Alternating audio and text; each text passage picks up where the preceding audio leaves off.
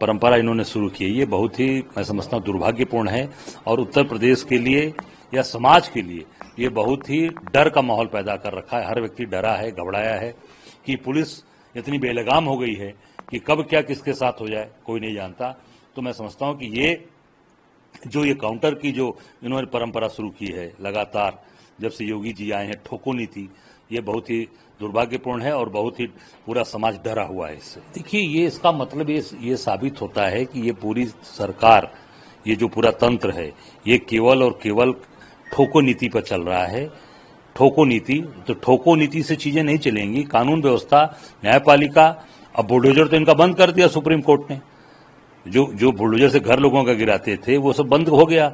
अब ये ठोको नीति जो इन्होंने जो शुरू की थी उसमें तेजी ला रहे हैं और उसमें बहुत से ऐसे लोग हैं जो निर्दोष भी मारे जा रहे हैं, जिनका उसमें कोई रोल नहीं है। अब पूरा प्रदेश और जनता डरी हुई है योगी जी की ठोको नीति से। जो भी हो, किसी दल का हो, कोई व्यक्ति हो, जो भी अगर आपको उसमें कहीं से भी अगर वो लगता है कि नहीं गलत है तो उसके खिलाफ कार्रवाई होनी चाहिए। तिरुपति मामले में मैं तो नहीं कहना चाहूंगा कि इसकी जांच हो और जो जांच में प्रदेश में आई है इसकी और उच्च स्तरीय जांच हो और इसमें जो लोग भी दोषी हैं उनके खिलाफ कठोरतम कार्रवाई होनी चाहिए, क्योंकि ये सनातन धर्म का सीधे सीधे अपमान हुआ और महापाप हुआ है। हम मिलकर लड़ेंगे, 10 की 10 लड़ेंगे, 10 की 10 हराएंगे। इनकी जो ठोकी नीति है, ठोको नीति जनता इस बार चालू कर देगी। इस बार जनता खुद ठोकने जा रही है। अभी इन्होंने लोकसभा में जनता ने ठोका है, अब देखिए विधानसभा में भी ठोकेगी, उपचुनाव में भी इनकी ठोको नीति का जवाब जनता वोट ठोक कर दे देगी। प्रस्ताव दिया है, जो भाजपा रिलायंस की सीटें थी उसको हम लोगों ने डिमांड मांगा है और निश्चित तौर से वो राष्ट्रीय नेतृत्व बात कर रहा है और मिलकर लड़ेंगे और हराएंगे। सर, बेंगलुरु में एक फ्रिज में 30 टुकड़ों में एक महिला का शव मिला है। अभी तो मैंने कहा कि समाज के अंदर जो विकृतियां हो चुकी हैं बहुत ही भयावह है, बहुत जिसकी जितनी निंदा की जाए कम है। तो परंपरा इन्होंने शुरू की है, ये बहुत ही मैं समझता हूँ दुर्भाग्यपूर्ण है और उत्तर प्रदेश के लिए या समाज के लिए ये बहुत ही डर का माहौल पैदा कर रखा है। हर व्यक्ति डरा है, घबराया है कि पुलिस इतनी बेलगाम हो गई है कि कब क्या किसके साथ हो जाए कोई नहीं जानता।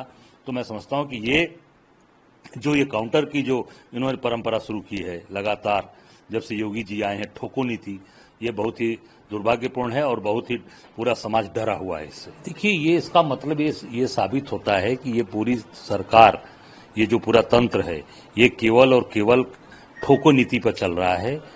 ठोको नीति, तो ठोको नीति से चीजें नहीं चलेंगी। कानून व्यवस्था, न्यायपालिका, अब बुलडोजर तो इनका बंद कर दिया सुप्रीम कोर्ट ने। जो बुलडोजर से घर लोगों का गिराते थे वो सब बंद हो गया। अब ये ठोको नीति जो इन्होंने शुरू की थी उसमें तेजी ला रहे हैं और उसमें बहुत से ऐसे लोग हैं जो निर्दोष भी मारे जा रहे हैं, जिनका उसमें कोई रोल नहीं है। अब पूरा प्रदेश और जनता डरी हुई है योगी जी की ठोको नीति से।